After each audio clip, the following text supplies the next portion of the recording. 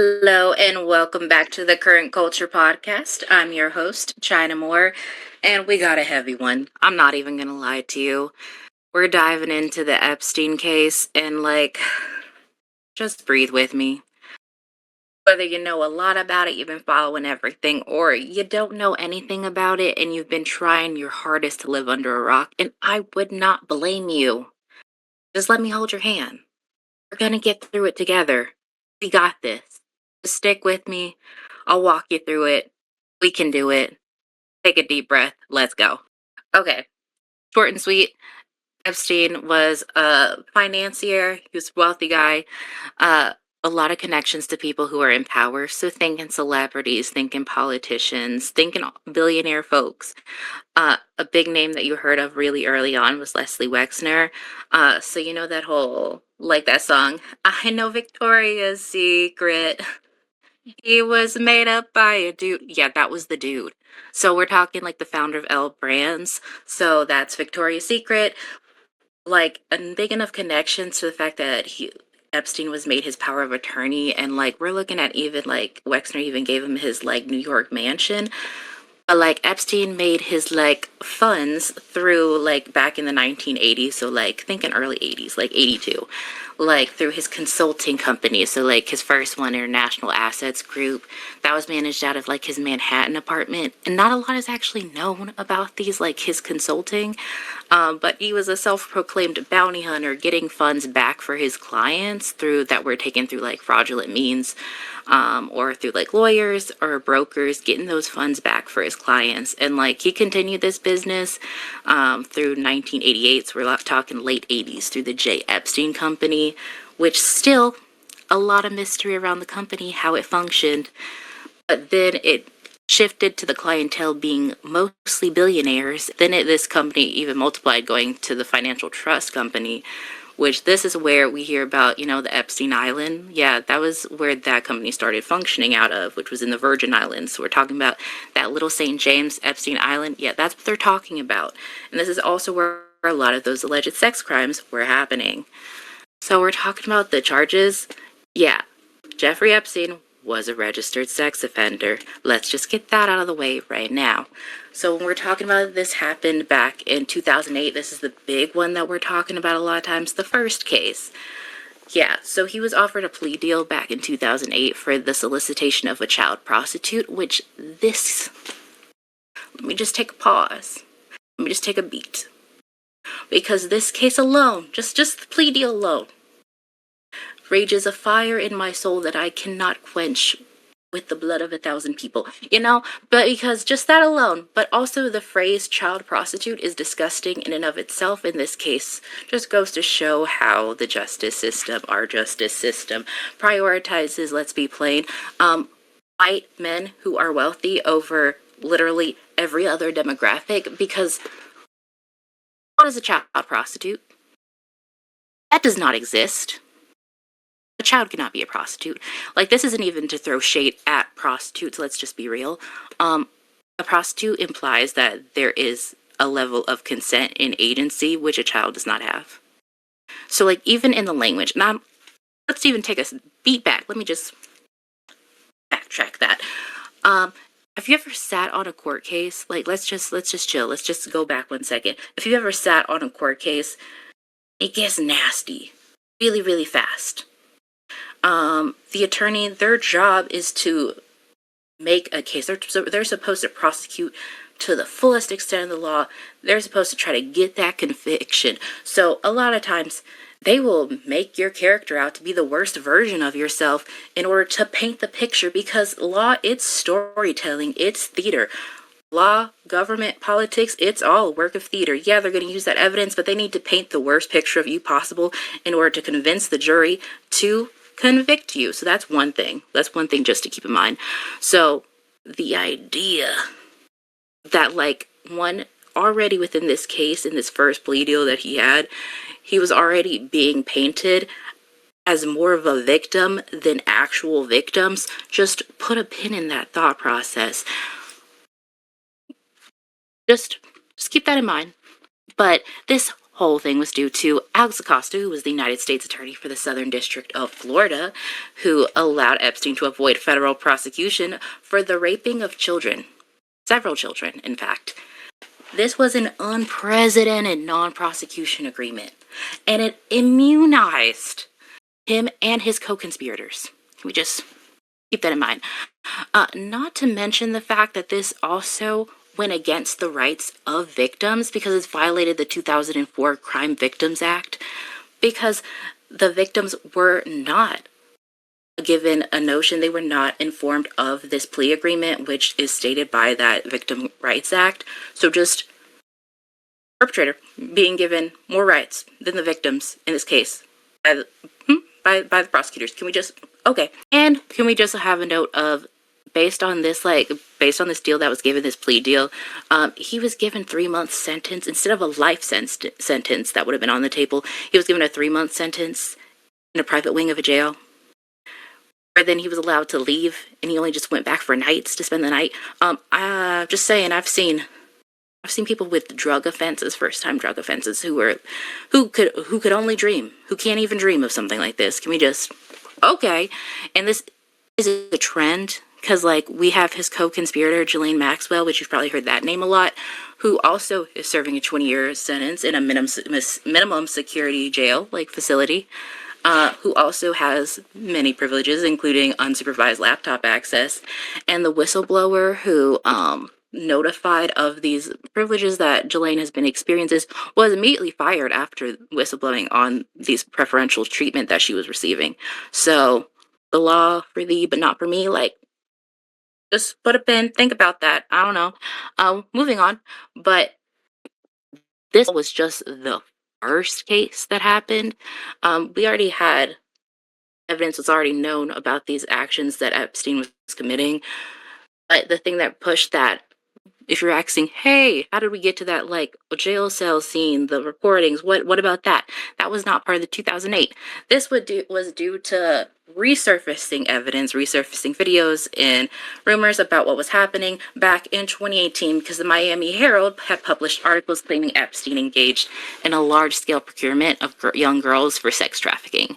And that's what led to the U.S. Attorney General, U.S. Attorney Office in Manhattan indicting Epstein in 2019 for sex trafficking, where he was denied bail, imprisoned, and then on August 10th, 2019, he was found unalived in his cell, ruled a suicide. There you go.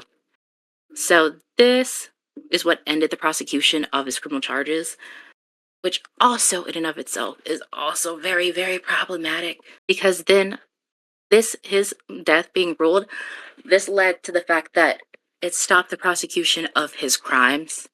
So this also meant that there was not justice for his victims, because they were like, oh, well, now that he's gone, then we no longer have to investigate the crimes that he committed. No. That seems that seems a little bit like a cop-out if we're being real and honest, but here we are, so that's just a little introduction for you. Hold on, there's more. We can do this. Okay, the big thing that you hear, the client list. You're like, what is the Epstein list? What is the Epstein file? First, not a list. It's a documents. Specifically, these are documents from a 2015 court case filed by Virginia Guffrey, who was a survivor. These documents, this was filed against, once again, the co-conspirator, Ghislaine Maxwell. So these documents are about 150, like it mentions like 150 of Epstein's associates. So we're talking about like Clinton, we're talking about Trump. This really just gives you a better sense of like the people in Epstein's circles, and like a better look at like the scope of like the abuses that were happening. So that's what the list is. It was not a list. There you go. Now, when we're talking about what is the Epstein Files, that's different, okay? You probably heard about it, may have not, but I'm here for you. Let's go. So when we're talking about the Epstein Files, there was a bipartisan push for the Epstein Transparency Act. Probably heard about that big vote. Almost unanimous, but we had our Congressman Clay Higgins who voted against it, so we were almost there. But we still got it through, which is Epstein Files Transparency Act. That is what You've probably seen all these files, all this document, all this information coming out.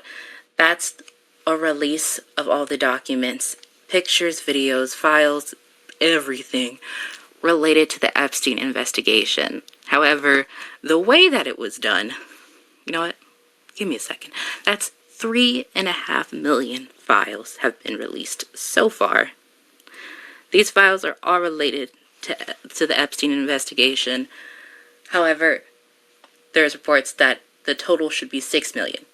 Granted, based on this Epstein Files Transparency Act, should be all files released to the public. However, many of these files have been redacted, messily redacted.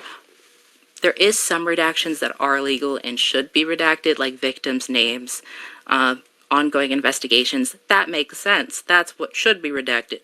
What is redacted in the files is very kind of problematic when you think about it. Things that have been redacted so far have been perpetrators, co-conspirators. Those are things that have showed up and have been redacted in the files. Victims have been unredacted in the files, which is really concerning. Kind of seems like that should be switched.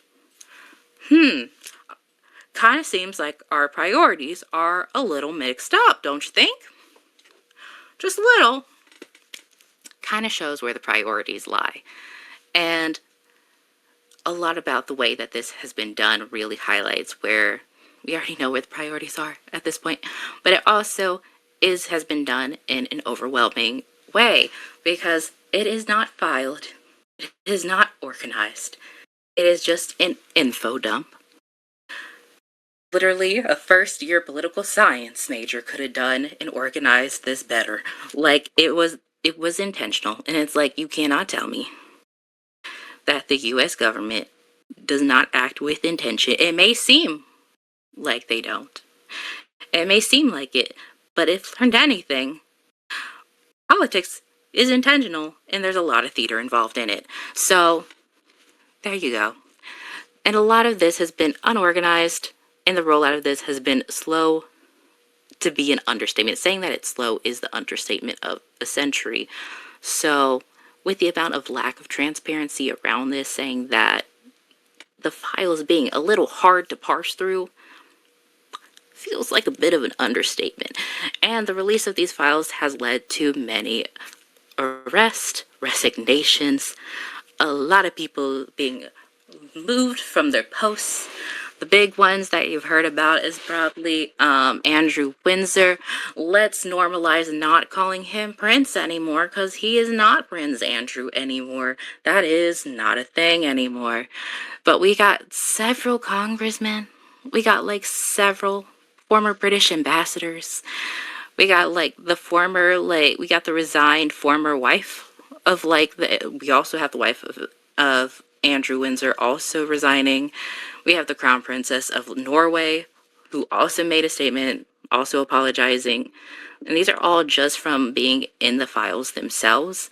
And something like this shows the fact that all of this shows the international scale of this. This is not just a United States showing the corruption. This shows how far this spanned. Like this, both the sex trafficking, both the connections that Epstein had, this was an international issue. Like, former French cultural minister resigned. All of these things are in connection to the Epstein case. It shows how big of an issue this is. I know, like, whenever bad things happen, our first reaction is to be like, how did this happen? Why? How?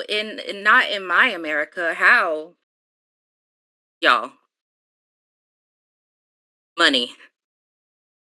Connections. Shared guilt. There you go. Like, plus the little added sprinkle of dismissal of victims. Like,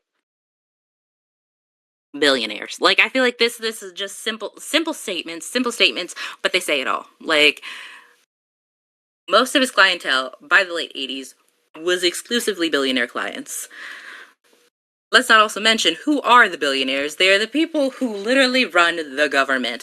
And by like the mention of who the people involved in, like the people who are resigning right now, the people who are being arrested right now, the people who are not being arrested right now, really tells you everything you need to know of how could this happen? How could this happen here? Yeah, it makes sense that it's happening here. Sex trafficking is like a major issue internationally and especially in the US as well. It is a large and messed up business, but it also is not a business that happens in the light. It happens behind closed doors and it happens to those who are vulnerable, and it often happens to people. It's also people who are groomed, usually targeted, and it is usually those in power who are going to take advantage of others. Also, the fact that like this is not like a one person effort. This was a effort through multiple people who got together to do this. This was not just one person. It takes connections to pull this off. And that's what's disgusting about it. And it is because of those connections that there is a culture of shared guilt. Because the same people who are now completely silent, distancing themselves, some people even saying things like, well, anyone who was cool at the time knew Epstein. That's a disgusting statement. Like, these are the same people who are very vocal about their connection, flaunting these connections, that yes, they knew these people who were powerful people, are now amazingly silent, like right now. Not a word, not a peep. I didn't know him that well. They were very vocal about their support at the time. And that's how these things work. Because it's a culture of shared guilt. Because now, if we out his crimes, then that also outs their crimes. So you're not going to talk about it. And even if you do know about it, you keep yourself on the hush hush because you just don't want that attention. Because, hey, if you speak up, then other people aren't gonna like you. So, really, you know how these things happen. Also, if in the literal court case for these victims, they are dismissing the victims who are supposed to be the defendants, who they're supposed to be defending and trying to get justice for. They are dismissing the victims in the literal court case to get justice for them. So think about what that says about the culture for the victims. Meanwhile, we are like the incarceration capital of the world. Like, we arrest the most people.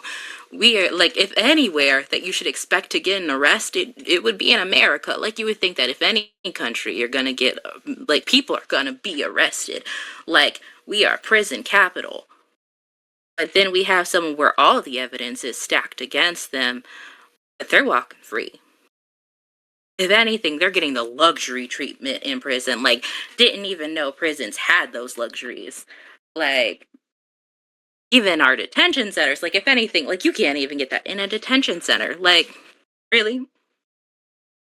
Really? Okay. Like, really, you should be thinking about, like, what is the actual systems in place here? The system is acting as designed. Like that, the system was never meant for you. Like, it was never designed to benefit you. Like, anything, like, the question shouldn't even be asking like, how did this happen? It's how did you find out? Like, when did you realize? And did you realize the system was not meant for you? Because like the how is actually quite easy. Like, it's not actually that big of a surprise. Like, we know. We like we know. Because literally we already have like the dismissal of victims. We already talk about this all the time, where it's like, oh, victim blaming. It took a huge Me Too movement for people, and then there's still like discussion about like, oh, do we believe them or not? Like, and then in many of these cases, these were whole like systems built on grooming kids, on using camps, using groups, getting the permission. A lot of these, it's like you're like, oh, where are the parents? In a lot of cases, they built trust with parents, or they took kids where they're like, they're not gonna be missed. They took advantage of trust of the parents, or they took advantage of trust of the kids to get them. And then even with that, there's still so many cases where the attention is being pushed on the victims than on the actual perpetrators of the crime. And the fact that the language, and even the language that's being used, is still being pushed off on the victims and the children. The fact that there even is the word of the child prostitute still sends me to no end. That there is still blame being placed on children for enduring something that they should never have to in their entire lifetimes. You know how this happened. We all know how this happened. And then, like, we see how all these conspiracies are happening, and we're like, I wonder how this happened. I wonder how this happened. Like, honestly, the fact is stranger than the fiction. Like, let's be real. The fact is horrifying enough. Like, honestly, we don't even need the conspiracies. And honestly, part of the intention is for the conspiracies to be more distracting. And let's TikTok-ify. Like, I can't with words. Like, let's make the conspiracies more dramatic. We don't even need the conspiracy. The reality is scary enough. Like, the reality is this wasn't even like a conspiracy. This wasn't even something that needed to shock. We see how people in prison are treated, and we see how people with money in prison are treated. Like, we already know. Like, we already know the difference. We see how victims of sexual abuse are treated. Like, we already know these things. So really, we don't even like need some huge conspiracy. No, the reality is already terrible. We already know this. This does not need some huge magical this is some terrible magic thing. Reality is scary. That's just the truth of it. Reality is scary. And really releasing all the documents, and then you have a bunch of rumor mills starting to be like, is this what happened? Is that what happened? Like, let's just focus on the facts of what the documents are. Let's just focus on the facts, because they're already intentionally. The goal is to make you scattered brained and confused. The goal is for you to try to hang on every stray piece of information, when really we just gotta lock in. I'm gonna be real. The moment where we just need to lock in, y'all. Because it is intentional. Like, the idea is to overwhelm. The idea is for you to become overwhelmed with information and then just kind of log out. When that is the exact opposite. So then you're so distracted that they can just keep doing what they're doing. Like, that's always the goal, is for them to be able to just keep doing what they're doing. When really, now is the time. It's always been the time, but now more than ever is the time to be holding people accountable. Because for real, how many US representatives have been investigated for this, really? How many? I mean, just a question, how many? Like, internationally we're seeing it internationally, but compared to international representatives, how many US representatives have been under investigation? How much have we actually seen? Just curious, just girly pop thoughts. Just girly pop thoughts that keep me up at night. Just I don't know. Just being cute. What's actually happening since finding this information out? You see another TikTok video that's I can't believe this happened. Look at this new thing that I found out. But where's we see where's the report and the actual investigation that follows up with it? Here's a new piece of information I just figured out. But where's the action piece to that? Because you can be overwhelmed and you can be distracted by information, but what's that information without action? I don't know. Just saying. Okay, we're all conspiracies. Well, of course, there's conspiracies. Conspiracies are there when we feel that something's wrong, but we don't have all of the information. Yeah, that's exactly where we at right now. So, yeah, that makes sense. I would urge maybe not to go towards the route of hopping on a boat and going to the island. I feel like there's more valuable things we could be doing with our time. Maybe how the U.S. not prosecuting people who were named in the files. Maybe that. Maybe that. Or the fact that the administration, even though released the Epstein Files Transparency Act, hasn't been following the Epstein Files Transparency Act. Maybe focusing attention towards that might be a little more productive. Um, like 2 months ago, they have to release all the files. Like, there's like 6 million files. Like, there's 6 million. I we only got three. I only got half. I only half. I want the whole. Like, I don't know why. This was the fact that like only like recently we already got the fact that like there are files that like were obscured. Like NPR did an investigation. In those files, it says Trump sexually abused a minor. And those files were intentionally removed from some documents, as well as the fact of like documents that mention Trump and Epstein. Yeah, those were removed. And the response to that is just Trump saying that he was totally exonerated. Because if you keep saying it, eventually people will believe it because they just heard it enough times. Yeah, let's say no to that. Like let's not do that. No, no. No, I don't like that. That's gross. Um, and then let's date this video. I want to like let's date this video by saying like the most recent news is being Hillary Clinton like being at the congressional panel and saying that like she had no idea about Jeffrey Epstein's crimes. If you want to know why Hillary Clinton is like involved in this at all, it's because Clinton was also in it. Like this is everybody. Like this isn't even like a partisan issue. I feel like the raping of children shouldn't be like a party issue. I think that's just a human issue. Like why does that sound like why does it always sound like a woke thing to say like, oh my gosh, this is a human issue? I don't think that's radical to say that I never want a child to endure something as disgusting as rape. That's not radical. Like I'm woke. I think that this is what they mean. Like when you say protect the children, this is what I think of when they say protect the children. This is what I think of. This is the first thing that comes to mind. Like this is what I say. Like when I say like I want children to be protected.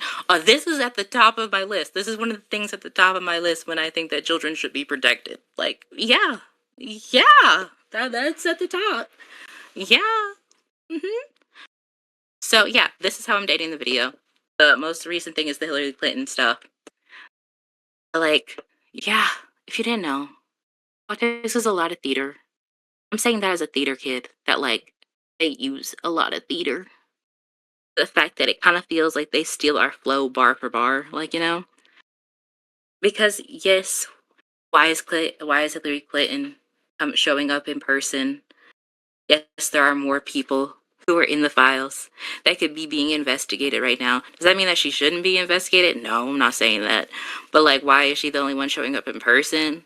Yeah, that's valid. That's valid. Is Donald Trump a more like a more important figure to probably be investigating right now? Yeah, that's valid. That's valid. Um, we could be doing more. Like, we should be doing more. And I please hope, my biggest hope, is that we will be. There will be investigations of more. Is that the trajectory that we are currently on? Probably not. Probably not. That's not what they're doing. That's not exactly what's happening. But if there's anything, that's what people are for. That's what I'm for. That's what you are for. That's what we are for. It's for holding people accountable. So maybe yeah, instead of like just going into the conspiracy and posting conspiracy TikToks, like I know that's what it's what we want to do. I won't blame you. It's what we want to do. It helps soothe that like that discomfort because that's kind of the goal. That's kind of the goal is to have like just little fragments of information out there because now we're just grasping at straws. We're just grasping at info. But instead, let's go with the info that we do know and stand 10 toes down in it and be like, this isn't right. I know for a fact that this person is listed and named, and we should be investigating that. Like, what? Well, this is like, we have this right here. This may be a rumor, but we do have this file, and we do have this name, and we do know that this wasn't redacted. So let's like stand 10 toes down. Like, why not? Like, what are we doing on a random Tuesday night? Like, why not? Why not? Instead of mindlessly scroll, why not? What else are we doing? Maybe, guys. Anyone? Okay. Okay. Thank you for staying with me till the end. It was a long haul. Low-key, I'm drained. I'm gonna be real with you. I'm gonna need to recharge. And you should too. Drink some water. And next, it's also drinking water. Probably another AI facility, which is the topic of our next video. Oh my gosh. Woo. That's what we're going to be talking about next episode. I will see you then, and hopefully, we'll have a special guest to help us wade through all that is AI. So, we'll see you next week. Like, comment, and subscribe. I love you all. See ya.